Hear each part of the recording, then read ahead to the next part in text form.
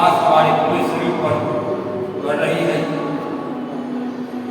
हम अंदर से पवित्र हो रहे हैं, निर्मल हो रहे हैं,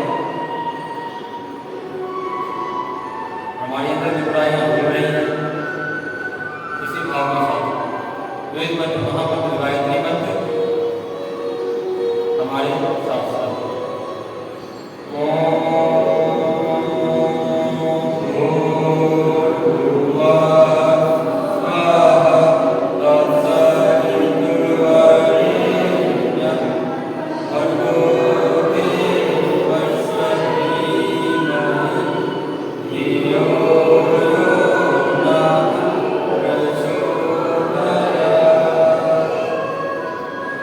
दोनों हथेली को आपस में रगड़ते हुए गर्द कीजिए और नेत्र को स्पर्श करें। मित्रों, इस प्रातःकालीन सभा में आप लोग इस साप्ताहिक गोष्ठी में सम्मिलित हुए हैं। अपने जीवन की बहुमूल्य समय को में से एक छोटा सा 2 घंटा का समय निकाल कर आप रविवार की गोष्ठी में आते हैं। रविवार एक ऐसा समय होता है जिसमें सभी छात्र अपने विद्यालय और कोचिंग से छूट करके एक दिन मात्र होता है कि उसमें वो छुट्टी मनाते हैं। अनेक जगह है छुट्टी मनाने के लिए, चाहे वो गंगा के किनारे हो, गाँव हो, नदी हो, जहाँ भी हो। वो समय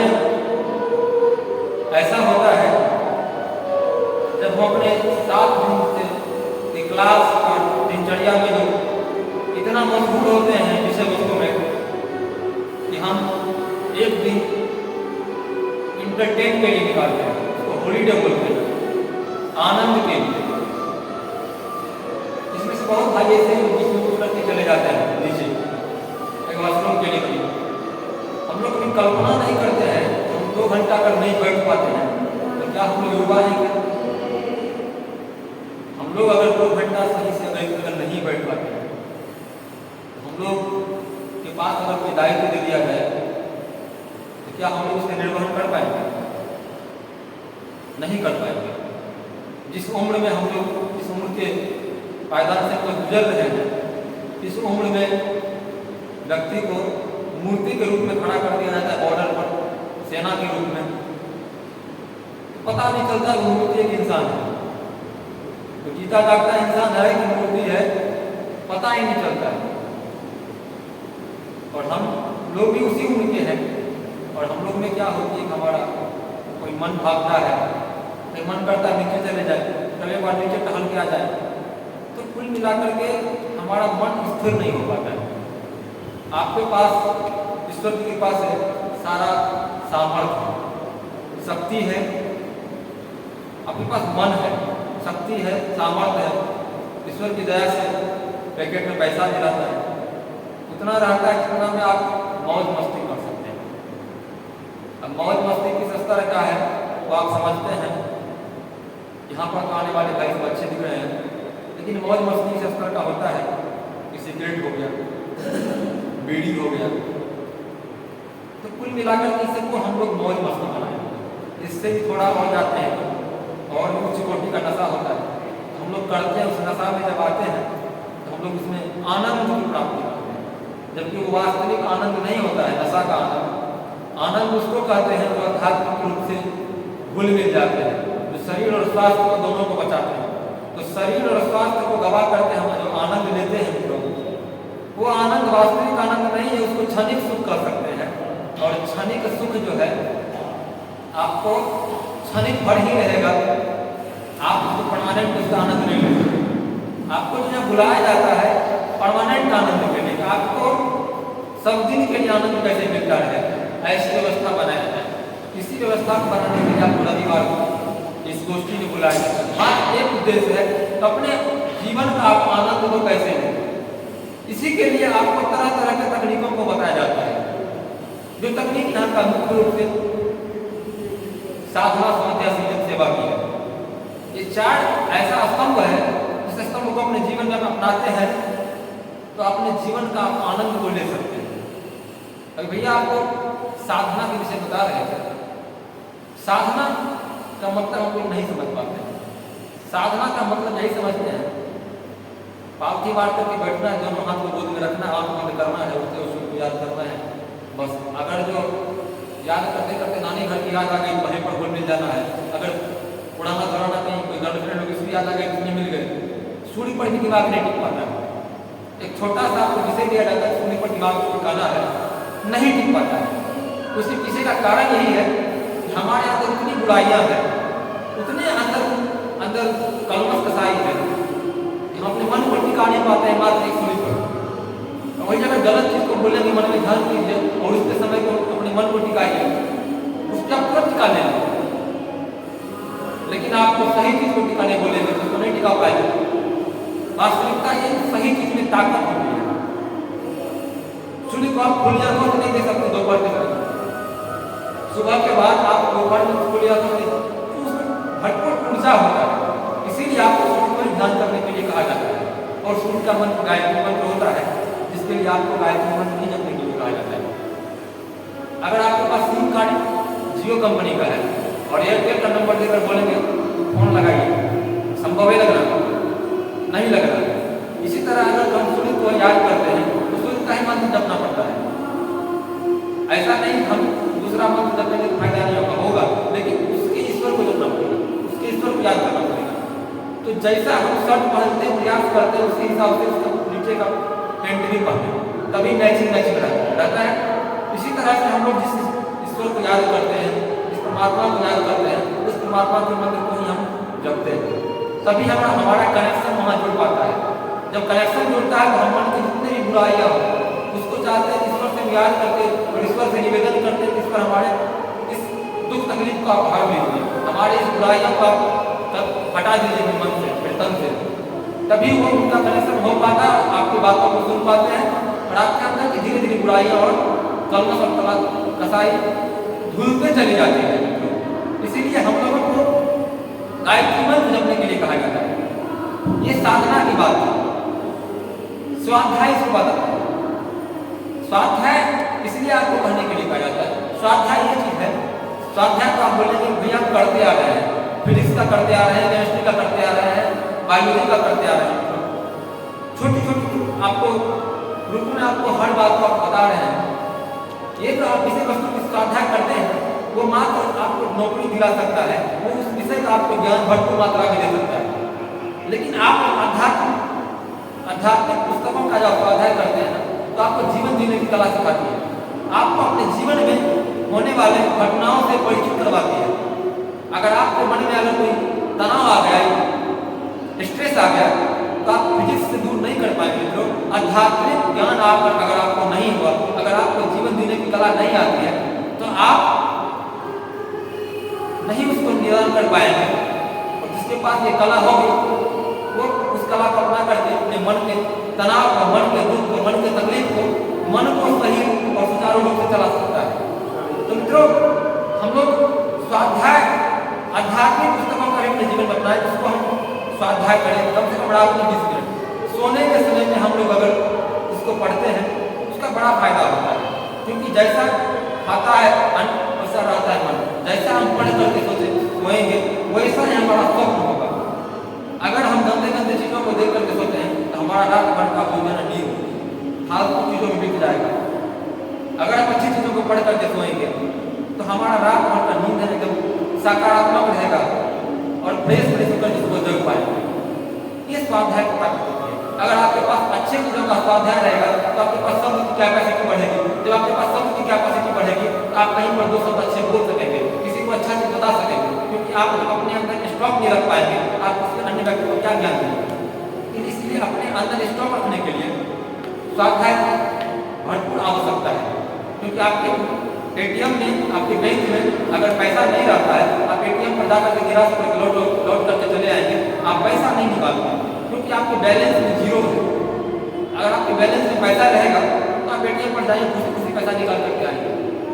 तो कहने का तात्पर्य है कि आप अगर किसी को कुछ देते हैं, सबसे पहले आपके अंदर वो स्टॉक होना चाहिए, चाहे वो पैसा की हो, शब्द की हो, ज्ञान की हो, और भी कोई भी वस्तु की हो, उसकी आपके पास शुद्ध रूप में आपके पास वो स्टॉक होना चाहिए विषय का। अब आता है संयम का। संयम किसको कहते हैं? संयम उन चीजों को कहते हैं जिससे हम अपने आप को बचा सकें, संयमित कर सकें, संयमित कर सकें। संयमित किससे करना है भाई? गोली बंदूक से करना है? नहीं करना है गोली बंदूक से। आज के डेट में आप देखते हैं नशा जो युवाओं के चारों तरफ बहुत ही जबरदस्त रूप में छाया हुआ है। नशा, गलत संगति, बुराइयां, नकारात्मकता, निगेटिविटी, ये सारा चीज आपके तो चारों तरफ है गिरा हुआ है। उससे आप बच नहीं सकते हैं। उससे बचने के लिए आप साधना को अपनाते हैं, स्वाध्याय को अपनाते हैं, अच्छे जगह पर आप जाते हैं, अच्छे मित्र से आप दोस्ती करते हैं, अच्छे विचारों को अपनाते हैं, तो आप धीरे धीरे ठीक होते चले जाते हैं। आप संयमित होंगे, नशा से संयमित होंगे, गलत दोस्तों से संयमित होंगे, गलत रास्ते पर जाने से संयमित होंगे और नकारात्मक चीजों से आप दूर रहेंगे। इसके लिए आपको स्वाध्याय और संयम की आवश्यकता, स्वाध्याय और साधना की आवश्यकता है, तभी आप संयमित रह सकते हैं। अब आपकी सेवा की बात, सेवा को हम इस रूप में समझेंगे कि भाइयों अगर हम सेवा अपने शरीर पर करते हैं तभी हम स्वच्छ रह पाते हैं। अगर हम इस कपड़े को सेवा के रूप में साफ नहीं करेंगे तो क्या हम इस कपड़े को अच्छे से पहन पाएंगे? क्या नहीं पहन पाएंगे। अगर हम अपने रूम की सफाई नहीं करेंगे तो क्या आपको अपने मन में, आपके मन वहाँ पर लगेगा? आपको अपने रूम में नहीं लग सकता है, क्योंकि आपने अपने मन, अपने रूम को अस्त व्यस्त करके रखा है। आप भले ही कितने वहाँ के सेंट को अपने रूम में मार लें, लेकिन आपका रूम में अगर बदबू दे रहा है तो सेंट की ताकत कितना देगा? कुछ देर, 1 घंटा 2 घंटा, फिर वो बदबू करना शुरू होता है। तो वहाँ पर आपकी सेवा की आवश्यकता, उस रूम को पहले सेवा की, क्योंकि आप अपने से पहले शुरुआत कीजिए, फिर आप जहाँ जहाँ जाते हैं वहाँ की सेवा कीजिए। अगर आप रास्ते चलते हैं, किसी वृद्ध व्यक्ति को गिरते हुए रास्ते में देख लेते हैं, किसी बच्चे को गलत रास्ते पे देख रहे हैं, या फिर कुछ भी अन्य चीज जो आपको और व्यवस्थित रूप से दिखता है, आप उसको व्यवस्थित करते हुए निकलिए, उसको सेवा करते हैं। सेवा के लिए बहुत सारा काम होता है। आप समय के रूप से भी सेवा कर सकते हैं। आपके पास समय नहीं है, पूंजी है, पैसा है, अंश है, तो अंश दान के रूप में आप पूंजी से सेवा कर सकते हैं। तो अनेकों तरह से आपके पास जो है ये टारगेट आप सेवा करें। आप मंदिर आते हैं, आपको बहुत सारे काम दिखते हैं, गरीब छान पोछा लगा, कुछ भी दिख रहा है। आप कहने लगे भाई गुरुद्वारा गए होंगे, आप देखेंगे बड़े बड़े व्यक्ति, बड़े बड़े पूंजीपति व्यक्ति वहाँ पर सेवा का काम करते हैं। आप अगर उसको जूता देगा रखने के लिए जूता स्टॉल में, तो उससे पॉलिश के हमें जूता मिलेगा। इस भाव से बड़े बड़े व्यक्ति होते हैं, जूता कटने वाले, अच्छे पढ़े लिखे व्यक्ति होते हैं, रिटायर्ड व्यक्ति होते हैं, आपसे हमसे कई गुना पढ़े लिखे व्यक्ति होते हैं, वो सेवा का काम करते हैं। आप अगर गुरुद्वारा कहीं घूमने का मन हो, वहाँ जाए तो आपको कंकड़ मात्र कहीं पर गंदगी नहीं दिखेगी, तो सेवा का भाव चलता है। तो मित्रों, हम जहाँ आते हैं ये भी एक गुरु का केंद्र है, गुरु के मार्गदर्शन में हम काम करते हैं। ये भी गुरुद्वारा है, तो हमारा यहाँ प्राथमिकता वो सेवा का है। तो गुरुद्वारा को सेवा से ही स्वच्छ रखा जा सकता है। तो आप यहाँ पर आगे आते हैं, तो आपको अगर पुण्य लेना है, हमको कुछ पुण्य मिले, लाखों की तादाद में भी लोग सुनने के लिए संसार के मैदान में पहुँच रहे हैं। गर्मी किसको कहते हैं? लोग कहते हैं गर्मी है, एक ही पंखा 20 के स्टॉल में नहीं, तो किसी दिन नहीं गए हैं, वीडियो के माध्यम से देखते हैं पंखा, लोग हाथ में तक पंखा चला रहे हैं, गर्मी कहाँ गई पता नहीं चलता है, भीड़ कहाँ से आया पता नहीं चलता है, इंसान में कहाँ से ऊपर चला गई जिला खगड़िया पता नहीं चलता है। तो जब अंदर से जब आपको इच्छा शक्ति रहेगी कहीं पर कुछ करने की, तो धूप बरसात गर्मी काम नहीं करता मित्रों। अंदर का जो जोश जागता है ना, तो फिर ये समय और मौसम किसी का कोई कुछ नहीं कर सकता है। इसीलिए अपने आत्मबल को, आप मनोबल को अंदर से मजबूत रखिए, और अपने अंदर में अगर कोई भी बहाना मात्र अगर छोटा सा बिंदु आता है तो आप नहीं पहुँचकर रगड़ करके मसल करके गिरा देंगे। इसीलिए इस सेवा का भाव अपने मन में आप रखेंगे तो आप अपने रास्ते पर आगे निकलते हुए चले जाएंगे, निकलते हुए चले जाएंगे। ये छोटा सा कहानी है, उसको बोल करके हम बात समाप्त करेंगे। एक बार की बात थी, दो मित्र थे, दोनों आपस में लड़ गए। तो दोनों आपस में खूब लड़ गए, एक प्रश्न को लेकर के लड़ गए। प्रश्न क्या था? भाई इस दुनिया में सबसे बड़ा कौन है? सबसे बड़ा कौन व्यक्ति है जो गुरु का सेवा करता है? ये बात को लेकर के दोनों आपस में गलत गए। दोनों ने खूब मार हुई, खूब पिटाई हुई, धक्का मुक्की हुई, कमर कपाट टूट गया भाई। यहाँ तक बात जब चल गई, जब देखा अपने से बात नहीं बनेगा, तो गुरु जी मिलते गुरु के पास पहुंचे, बोले गुरु को जाकर के हमारे पास समस्या है गुरु जी, हम लोग ये बात नहीं कर पा रहे हैं कि गुरु का सबसे सच्चा सेवक कौन होता है। तो गुरु बताया ये तो आसान सवाल है भाई, इसमें कौन बड़ी बात है? तुम दोनों मूर्ख हो, तुम दोनों बिल्कुल मूर्ख हो। इसमें वही श्रेष्ठ हो सकता है जो व्यक्ति एक दूसरे का आदर करता, सम्मान करता है।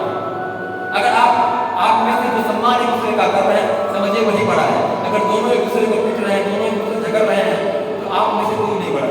इसलिए गिराने की प्रवृत्ति नहीं, उठाने की प्रवृत्ति अगर आपके अंदर है, आप सच्चे भक्त हैं, सच्चे सेवक हैं, सच्चे शिष्य हैं। इसलिए इस भाव को लेकर प्रोफेशन में काम करते हैं, कहीं भी काम करते हैं, कोचिंग क्लास कहीं भी रहते हैं, तो अपने आप से आगे वाले को उठाने की क्षमता रखिए।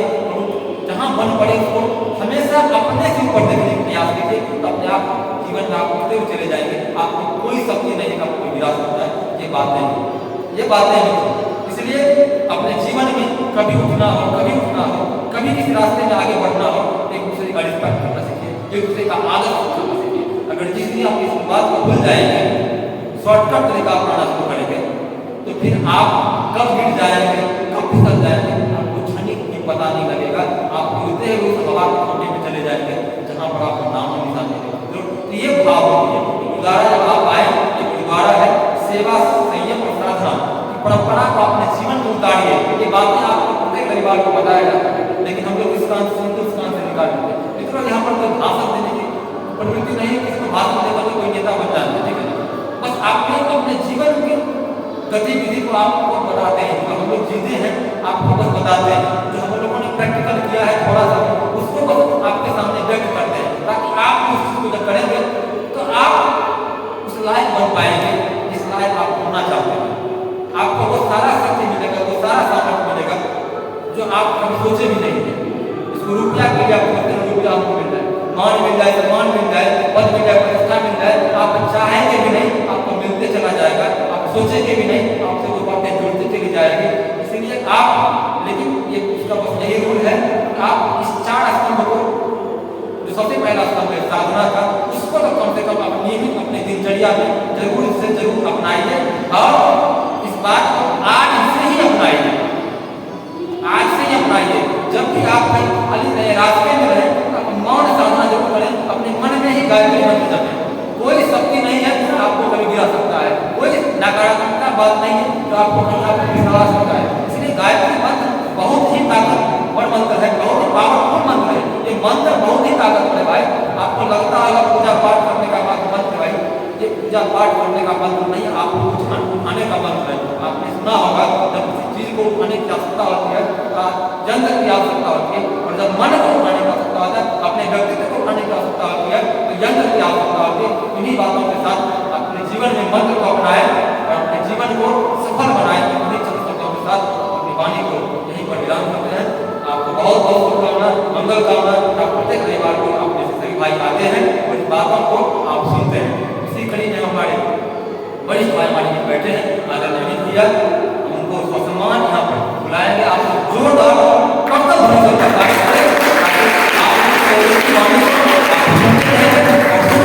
जीवन में उतारेंगे, बात नहीं आदरणीय मित्र।